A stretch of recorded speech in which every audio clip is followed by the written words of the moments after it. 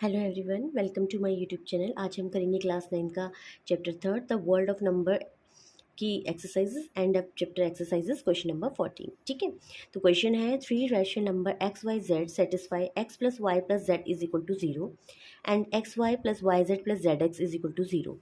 Show that all three must simultaneously be zero. यानी कि आपके पास थ्री रैशनल नंबर है एक्स वाई जेड, आपने ये प्रूफ करना है कि इनकी वैल्यू इंडिविजुअली क्या है, ज़ीरो होगी। ठीक है, तो सबसे पहले हम देखते हैं हमें हमारे पास जो गिवन है वो क्या है। तो हमारे पास जो गिवन इक्वेशंस हैं वो क्या है, x plus y plus z is equal to zero. ठीक है, इसे इक्वेशन फर्स्ट मान लेते हैं। और दूसरी इक्वेशन है x y plus y z plus z x is equal to zero, इसे इक्वेशन नंबर 2 मान लेते हैं। ठीक है, तो अब हम क्या करेंगे, हमें प्रूफ करना है टू प्रूफ कि ऑल थ्री मस्ट बी, यानी एक्स की वैल्यू ज़ीरो होनी चाहिए, वाई की वैल्यू ज़ीरो होनी चाहिए और जेड की वैल्यू ज़ीरो होनी चाहिए। हमें ये प्रूफ करना है। तो देखते हैं, प्रूफ करते हैं। तो हम इक्वेशन फर्स्ट को स्क्वायरिंग बोथ साइड करते थे। Equation from equation first squaring both side. ठीक है, अगर हम स्क्वायर बोथ साइड करेंगे तो क्या होगा, x plus y plus z whole square is equal to zero square. अब आपको पता है a plus b plus c का जो होल स्क्वायर होता है वो होता है a square, that is your x square, y square plus z square plus two x y plus two y z plus two z x. ठीक है, तो कैसे लेंगे, लेट्स सपोज आपका एक्स ये है, वाई ये है, जेड ये है। ठीक है, आई होप आपको यहाँ पे दिख रहा होगा। तो देखिए, आप हमेशा साइक्लिक लेंगे, साइक्लिक मतलब एक्स वाई वाई जेड और जेड एक्स। ठीक है, तो ये आपका साइक्लिक पैटर्न है।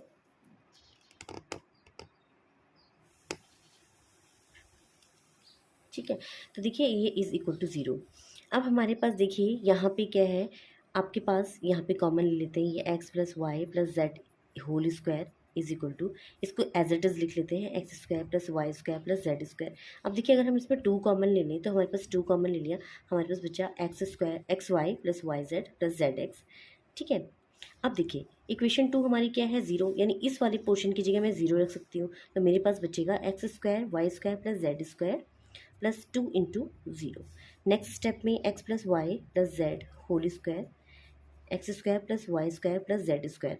देखिए टू इंटू ज़ीरो ज़ीरो होता है, तो इसको लिखने की ज़रूरत नहीं है। अब देखिए इक्वेशन यहाँ से लिखेंगे from equation two, from equation two, equation two से आपने इसे ज़ीरो कर दिया। अब लिखेंगे from equation first, equation first से आपने इसे ज़ीरो कर दिया। ठीक है, तो आपके पास बच गया x square plus y square plus z square. ठीक है, यानी कि आपके पास जो इक्वेशन आई x square plus y square plus z square is equal to zero. अब यहाँ पे है ध्यान देने वाली बात, अब हम यहाँ पे अप्लाई करेंगे प्रॉपर्टी ऑफ स्क्वायर्स। ठीक है, तो प्रॉपर्टी ऑफ स्क्वायर्स क्या होता है, property of squares, property of squares में ये होता है कि किसी भी अगर हम नंबर्स का, चाहे वो नेगेटिव हो चाहे वो पॉजिटिव हो, अगर आप उसका स्क्वायर करते हैं, लेट सपोज -1 का होल स्क्वायर करते हैं तो आपके पास पॉजिटिव ही आएगा, 2 का होल स्क्वायर करते हैं तो आपके पास पॉजिटिव ही आएगा। ठीक है, तो ऐसे ही हम देखेंगे तो हमारे पास जो वैल्यू आ रही है ना, वो हमेशा एक्स स्क्वायर की वैल्यू ग्रेटर देन और इक्वल टू ज़ीरो आ रही है। ठीक है, वाई स्क्वायर की वैल्यू भी greater than equal to zero आ रही है और जेड स्क्वायर की वैल्यू भी greater than equal to zero. इसका मतलब हम ये देख रहे हैं कि ये तीनों ही नंबर नॉन नेगेटिव है। क्या है, नॉन नेगेटिव है। ठीक है, तो अब हम लिख सकते हैं if the sum of three non negative number are zero. देखिए ये तीनों ही नॉन नेगेटिव नंबर है, अगर उनका सम ज़ीरो आता है तो ज़ीरो कब आएगा, then each number must be zero. अगर आप वैल्यू पुट करके देखेंगे x square y square z की जगह ज़ीरो, तभी इसकी वैल्यू ज़ीरो आएगी। इसका मतलब हम बोल सकते हैं x square should be zero, y square should be zero and z square should be zero. अब एक्स स्क्वायर ज़ीरो है तो एक्स भी ज़ीरो होगा, वाई भी ज़ीरो होगा एंड जेड भी ज़ीरो होगा। यानी जब आपकी वैल्यू एक्स के लिए हम ज़ीरो, वाई के लिए ज़ीरो और जेड के लिए ज़ीरो रखते हैं ना, तभी ये जो इक्वेशंस है सेटिस्फाई होंगी। ठीक है, आई होप आपको जो क्वेश्चन है और क्वेश्चन का जो पैटर्न है समझ में आया होगा। Thanks for watching. अब देखिए question number 5, show that the rational number a plus b by two lies between the rational number a and b। ठीक है, तो आपने ये शो करना है कि जो रेशनल नंबर a और b है इनके बिटवीन में a plus b by two आता है। ठीक है, अब आप देखेंगे a is less than a plus b by two and a plus b by two is less than b। तो हम कंडीशन क्या देख रहे हैं, यहाँ पे कंडीशन है a is less than b। Okay, तो ये हमें जो है प्रूव करना है, टू प्रूव, और जो गिवन वैल्यू है वो हमारे पास है a is less than b। ठीक है, अब हम देखिए, हम 2 केसेस लेते हैं यहाँ पे। फर्स्ट केस लेते हैं और यहाँ पे सेकंड केस लेते हैं। ठीक है, तो फर्स्ट केस हमारा a is less than b है। हम क्या करेंगे, adding a both side, adding a both side. ठीक है, तो एडिंग a बोथ साइड करके देते हैं, तो a प्लस ए हो गया, ये a प्लस बी हो गया। यहाँ पे 2a a प्लस बी हो गया, a यहाँ पे लेंगे तो a प्लस बी बाई 2 होगा। ठीक है, इसको इक्वेशन फर्स्ट मान लेते हैं। सेकंड केस में हम सेम लेंगे, a is less than b, but अब हम ऐड करेंगे b को, एडिंग b बोथ साइड। ठीक है, अब b ऐड करते हैं, तो a plus b is less than b plus b. ठीक है, a plus b is less than 2b, a plus b by 2 is less than b। ये इक्वेशन नंबर 2। अब हम इन दोनों इक्वेशन को कंबाइन कर देते हैं, तो combine equation first and second. ठीक है, तो कंबाइन करने पर देखिए a is less than a plus b by 2। ठीक है, ये कॉमन हो गया दोनों में, इज़ लेस देन b। तो देखिए ये जो है आपकी कंडीशन सेटिस्फाई होगी। तो आपने ये शो करना था कि rational number a plus b by 2 a और b के बीच में आता है, तो ये आपने प्रूफ कर दिया। आई होप आपको जो क्वेश्चन है समझ में आ गया होगा। Thanks for watching. आज हम करेंगे क्लास 9 का chapter 3, end of chapter exercises, question number 16। Find the lengths of the hypotenuse of all the right triangles in the square root spiral. ठीक है, तो आपको ये गिवन फिगर दे रखा है, तो आपने क्या है, इन सब का हाइपोटेन्यूज निकालना है। ठीक है, तो अब हम इसकी शॉर्ट ट्रिक भी देखेंगे और पहले 1 बाय 1 सॉल्व भी करेंगे।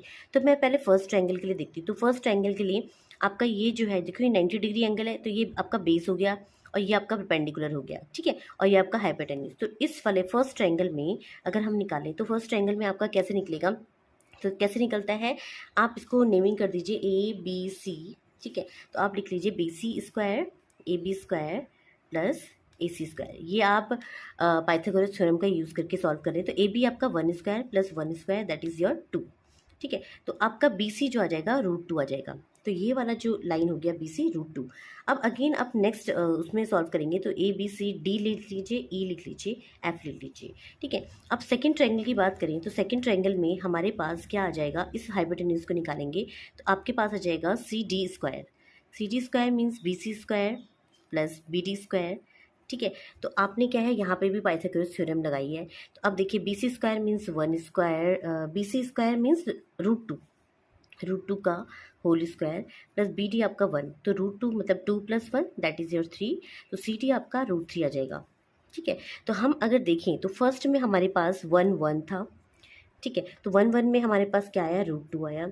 सेकंड में हमारे पास क्या आया, √2 और 1। सेकंड वाले में हमारे पास √2 और 1 आया, तो हमारे पास इसको सॉल्व करके √3 आ जाएगा। ठीक है, ऐसे ही हम सॉल्व करते हुए जाएंगे। तो अब एक बार हम थर्ड ट्रायंगल के लिए भी देखते हैं। थर्ड ट्रायंगल में हम EC निकाल लेते हैं। EC square is equal to ED square plus CD square. ED आपका कितना है, 1 स्क्वायर, और CD आपका कितना है, CD हमने √3 होल स्क्वायर निकालना है। तो √3 + 1, √3 स्क्वायर मीन्स 3 यानी 4, यानी √4 आ गया। यानी कि आपके पास EC जो आएगा वो √4 आएगा। तो EC आपके पास आ गया √4, यानी आप देख रहे हैं यहाँ पे ये आपका आ जाएगा √3 1।